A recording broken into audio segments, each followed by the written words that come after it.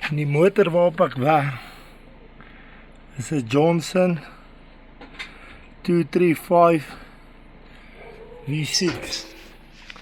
So,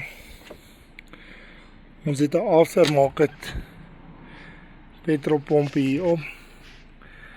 En dan het ons hierdie valve ingesit vir die cold start choke. Maar nou hierdie valve druk daar petrol verby. Dan bly heeltyd petrol deurgee.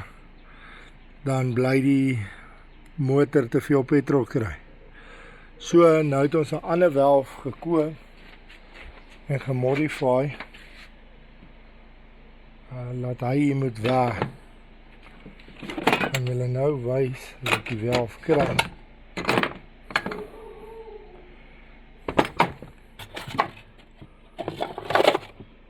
Een of ander rede kry ek hom nou nie.